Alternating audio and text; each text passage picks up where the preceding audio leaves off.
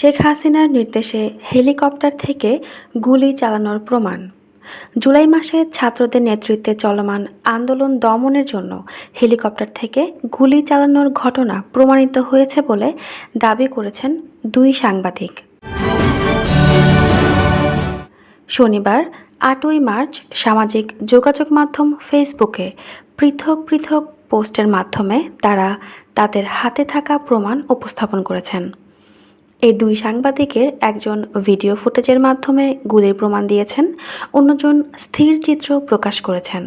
যারা এই তথ্য সামনে এনেছেন তাদের একজন হলেন দৈনিক কালবেলা পত্রিকার অনলাইন সম্পাদক পলাশ মাহমুদ।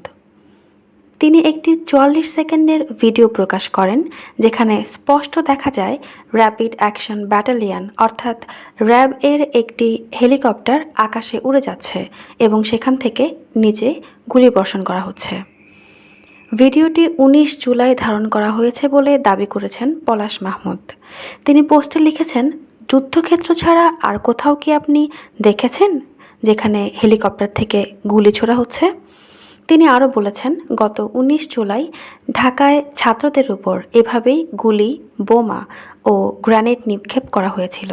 তার এই ভিডিও প্রকাশের পরপরই এটি দ্রুত ভাইরাল হয়ে যায়। মাত্র ৪ ঘন্টার মধ্যেই পোস্টটিতে প্রায় ২,০০০-এরও বেশি প্রতিক্রিয়া অর্থাৎ রিয়্যাক্ট পড়ে এবং এটি শেয়ার করা হয় ২৫০-রও বেশি বার। অন্যদিকে একই সময়ে ইংরেজি দৈনিক দ্য বিজনেস স্ট্যান্ডার্ড একই সময়ে ইংরেজি দৈনিক দ্য বিজনেস স্ট্যান্ডার্ডের প্রতিবেদক জাহিদুল ইসলাম একটি স্থির চিত্র প্রকাশ করেন। তার শেয়ার করা ছবিতেও দেখা যায় আকাশে উড়ন্ত একটি হেলিকপ্টার থেকে গুলি ছোড়া হচ্ছে। জাহিদুল ইসলাম দাবি করেছেন, তার ধারণকৃত ছবিটি ১৯ জুলাই সন্ধ্যা ৫টা ৪০ মিনিট ৩৪ সেকেন্ডের তোলা হয়েছিল। ঘটনাস্থল ছিল মিরপুর ১০ এলাকা, যেখানে আন্দোলনকারীদের উপর পুলিশের পাশাপাশি সেনাবাহিনী ও র্যাবের সদস্যরাও আক্রমণ চালায়। তিনি তার পোস্টে লিখেন, জুলাই আন্দোলন দমন করতে হেলিকপ্টার থেকে সরাসরি গুলি বর্ষণ করা হয়েছে। আমি এই ঘটনার প্রমাণস্বরূপ একটি স্থির চিত্র শেয়ার করছি। তিনি আরও লিখেন, বিকেল ৪টা বেজে ২০ মিনিটের পর থেকে আকাশে হেলিকপ্টারের আনাগোনা বাড়তে থাকে। এরপর থেকেই আমি যে ভবনের ছাদে অবস্থান করছিলাম ঠিক তার সামনের ছাদে একটি সাউন্ড গ্রেনেড নিক্ষেপ করা হয়। তিনি বলেন, আমি স্পষ্ট দেখতে পাচ্ছিলাম পুলিশ, সেনাবাহিনী যাদের পোশাকে জাতিসংঘের লোগো ছিল এবং র্যাবের হেলিকপ্টার থেকে আক্রমণ চালানো হচ্ছিল।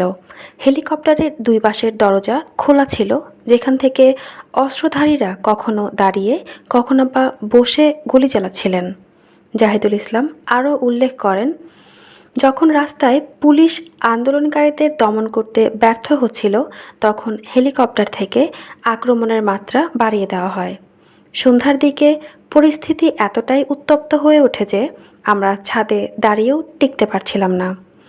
এর মাঝেও জীবন ঝুঁকিতে ফেলে আমি কিছু ছবি ও ভিডিও ধারণ করি। সেই মুহূর্তে মনে হচ্ছিল যেন আমি যুদ্ধক্ষেত্রে আছি। তিনি আরও বলেন, আমি কেঁদেছি, কারণ এটা কল্পনাও করতে পারিনি যে একটি দেশের সরকার তার জনগণের উপরে এভাবে আক্রমণ চালাতে পারে। তিনি আরও বলেন, আমি কেঁদেছি, কারণ এটা কল্পনাও করতে পারিনি যে একটি দেশের সরকার তার জনগণের উপর এভাবে আক্রমণ চালাতে পারে, তাও আবার হেলিকপ্টার থেকে। উল্লেখ্য যে ৫ অগাস্ট ছাত্র জনতার ব্যাপক আন্দোলনের মুখে তৎকালীন প্রধানমন্ত্রী শেখ হাসিনা দেশ ত্যাগ করে ভারতে পালিয়ে যান। এর মাধ্যমে টানা ১৬ বছর ধরে ক্ষমতায় থাকা আওয়ামী লীগ সরকারের পতন ঘটে। তবে সরকার পতনের আগেই আন্দোলনকারীদের দমাতে বিভিন্ন কৌশল অবলম্বন করা হয়েছিল। সম্প্রতি একের পর এক চাঞ্চল্যকর তথ্য প্রকাশ্যে আসছে, যেখানে দেখা যাচ্ছে শেখ হাসিনা বল প্রয়োগের নির্দেশ দিয়েছিলেন, এমনকি তিনি হেলিকপ্টার থেকে গুলি চালানোর অনুমতিও দিয়েছিলেন বলে বিভিন্ন সূত্র থেকে উঠে এসেছে।